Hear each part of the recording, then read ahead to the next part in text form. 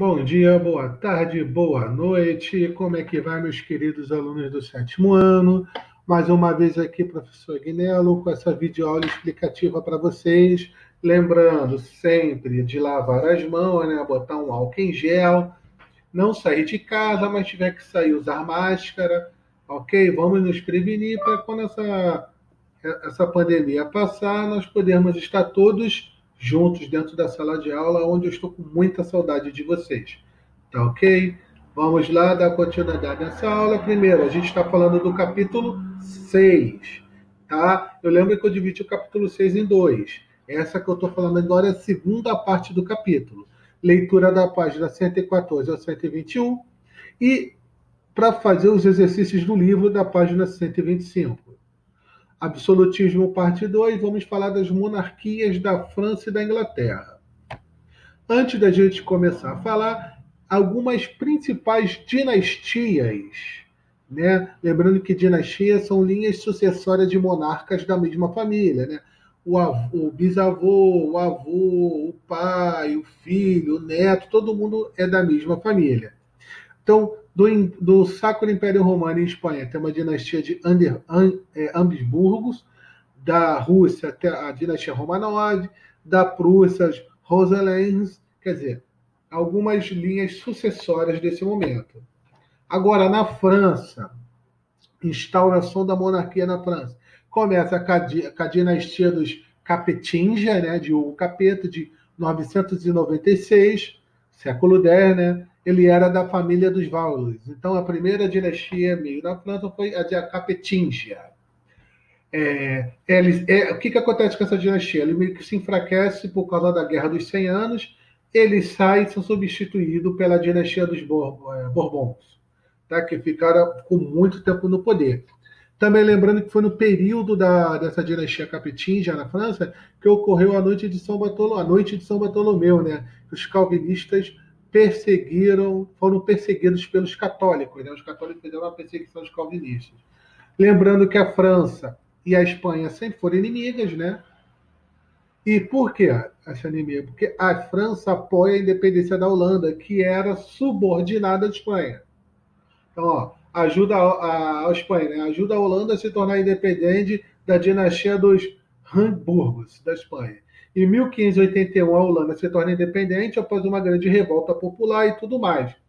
Após uma grande guerra, uma longa e grande guerra com a Espanha, a sua independência ela é reconhecida em 1648, então a Holanda se tornando uma monarquia. A França também, ela apoia a guerra da restauração portuguesa.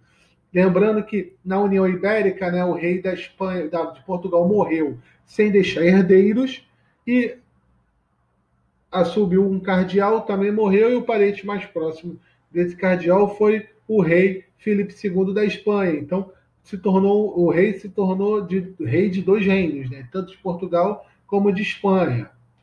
Então, o que essa União Ibérica vai significar? Que todas as possessões portuguesas passam a ser possessões espanholas, né?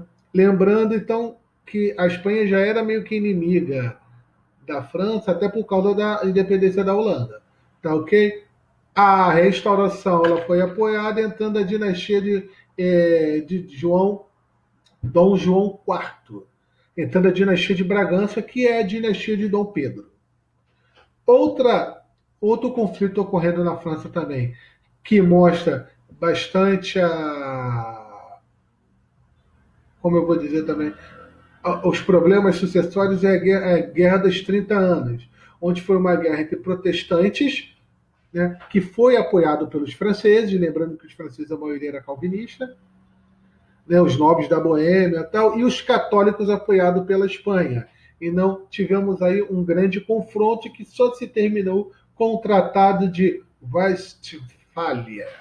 Isso muito interessante. Aí temos aqui os principais reis das França, né? Temos aí ó, o auge da monarquia francesa, com Luís XIV, né? O chamado Rei Sol, aquele que afirma que o Estado sou eu. Então, é o auge da organização do, do, do absolutismo francês. Temos aí o início da decadência com Luís XV, né, com enormes gastos por causa da Guerra dos Sete Anos e tudo mais, e a decadência da monarquia foi com Luís XVI, lembrando que essa decadência é ocorrida por causa da Revolução Francesa, que a gente vai ver futuramente aí. Tá ok? Aí na Inglaterra, a gente vai começar a falar sobre João Sem Terra, né, que era o irmão de Ricardo Coração de Leão, que morreu nas cruzadas, né, lutando pela cura. Os nobres, né? A verdade é que João Sem Terra ele não teria nem tanto direito da sucessão do irmão, né? Ele que meio que pela força tomou o lugar do irmão. E o que que acontece? Os nobres que tinham um grande poder obrigaram esse rei João Sem Terra, né, o João I, a assinar o que a gente chama de Magna Carta, que era um poder que é um documento que limitava o poder do rei. O rei não se tornava absoluto com esse documento. Tá ok? E por causa desse documento, a Inglaterra começou a se formar um parlamento formado por nobres. Nós tivemos aí temos aqui uma imagem, né, de João I, nós tivemos aí outro conflito pela linha sucessória da Inglaterra, que a gente chama de Guerra das Duas Rosas, em Lancaster, que é representado pela Rosa Vermelha, ó. Aqui, ó. E os Yorks, representado pela Rosa Branca. As duas famílias eram descendentes do rei Eduardo III. Ambos queriam trono. Então as duas famílias guerrearam entre si. Tá? As duas começaram a entrar em guerra para tomar o trono. A verdade, por causa desse conflito, as duas famílias se enfraqueceram, e a verdade é que, e por causa até de alguns acordos políticos, eles foram criando uma linha sucessória alternativa, que foi a linha sucessória de Tudor. Né? O primeiro rei da dinastia Tudor foi Henrique VII. Henrique VIII, que é o substituto, tem uma imagem dele aqui, foi o que fez a reforma anglicana, né, que a gente já viu. O sucessor dele, de Henrique VIII, Elizabeth I, sua filha, o que acontece? Ela consegue modificar e fazer o parlamento ficar subordinado a ela. Né? Com isso, ela basicamente se transforma em absoluta de novo. Também seguido por aumento de impostos e tudo mais. Aí, Elizabeth morre sem deixar herdeiros. Quem termina a dinastia Tudor e assume Jaime I, dando início assim à dinastia Stuart.